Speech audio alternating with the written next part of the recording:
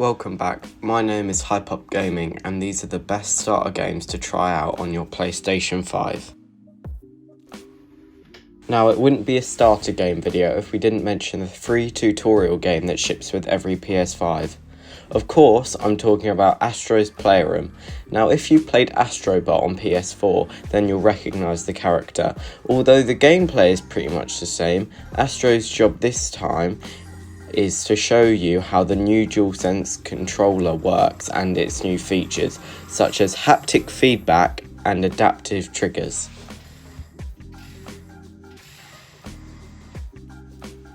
The gameplay is smooth. Seeing as it's built to show off the DualSense controller, you can experience it in all the ways it can be used. This means every jump, punch, and even rocket booster is felt. As well as introducing us to the DualSense wireless controller, it also has 4 amazingly designed levels, themed after different parts of the PS5 console. CPU Jungle, Memory Meadows, SSD Speedway and Cooling Springs. In these levels, you can find collectibles such as puzzle pieces and even artifacts. These aren't any normal artifacts though, they're different products Sony has produced over the past few decades, such as the PS1, PS2, PS3, PS4, PS5 and even the PS Vita, and everything in between.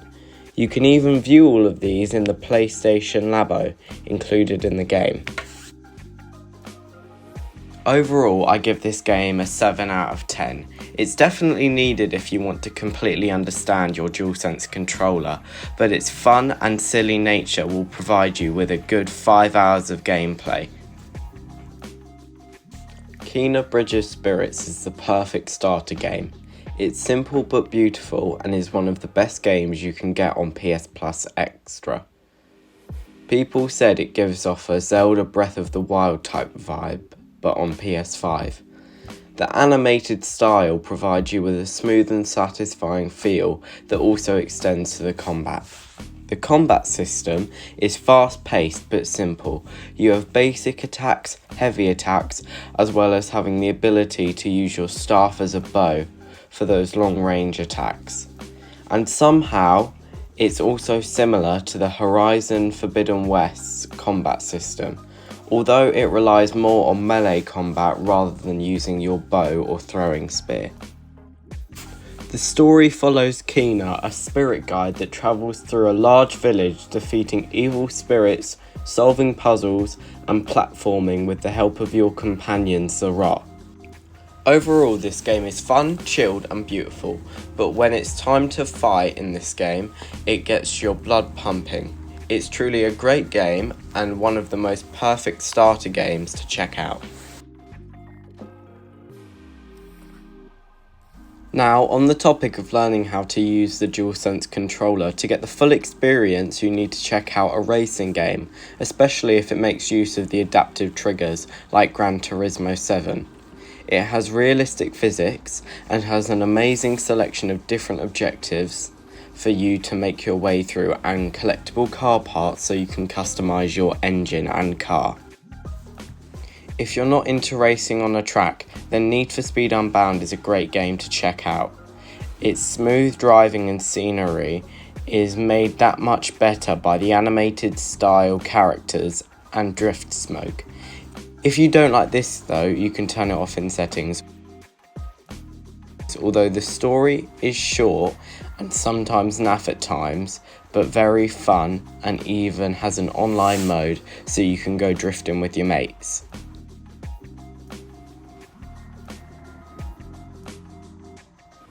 If you'd like to swing through the streets of Insomniac's New York, then give Marvel's Spider-Man Remastered a go. Even though this was the best-selling game on PS4, if you haven't tried it on PS5, then you're missing out. It comes with the Ultimate Edition of Marvel's Spider-Man Miles Morales, but it's all worth it for the Ultimate Edition. This game has an amazing story following Peter Parker or his alias, Spider-Man. The story has tricks and turns, betrayals, and love stories lasting about 18 hours. The gameplay of Spider-Man Remastered is obviously very good. There is a performance mode that allows you to hit 120 frames per second, or you can play in pure 4K fidelity at 60 FPS. If you're not Spider-Man, then you've never swung from building to building.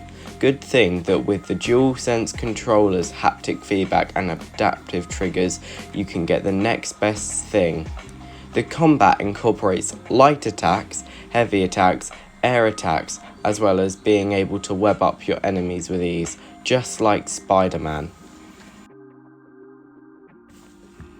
The game's combat is easy to learn, as well as fun. Even though you'll have to be quick with your button pressing, the game is very enjoyable even during those high stakes moments. Although this game is not a perfect starter game, it's still a great game to start your PS5 experience with. It has a wide range of combat options, as well as being a great game to experience the PS5's graphical ability. Next up on our list is Spider-Man Miles Morales, the sequel of Marvel's Spider-Man. I don't know how they made the swinging more fluid, but somehow Insomniac did it.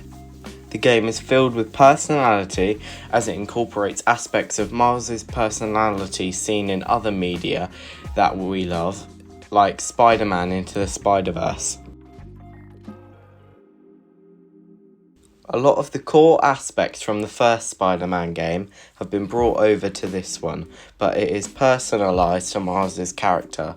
As I said earlier, the swinging is much more fluid than the original Spider-Man game, allowing you to complete air tricks much easier, giving you more options for movement.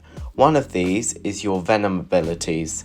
They can be used to send you higher and give you a boost while swinging, but can also be used in combat. These powers are what set Miles apart from Peter. These new abilities can be upgraded in the skill tree. As well as the new features, the combat roughly stays the same, with light attacks, heavy attacks, air attacks, along with webbing up enemies and using Miles' new Venom abilities. A lot of the story is based around Miles' relationships with family and friends, which means it involves a lot of surprise reveals and betrayals, but it's still a warm adventure at heart. This game is chill but action-packed. It feels more rooted in family than the first adaptation, giving you a warm feeling whether you're serving Christmas dinner or saving the residents of Harlem.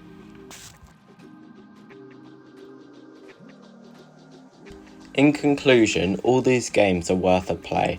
Whether you're a beginner or a veteran, these are just good games to play when you start playing on your PS5. I especially suggest playing the two Marvel Spider-Man games, as Spider-Man 2 is set to come out around September, meaning it's the perfect time to give both games a play. Thank you all for making it to the end of the video, and hopefully you give this video a like and subscribe to the channel for more content like this. With all that wrapped up, thank you for watching and have a great day.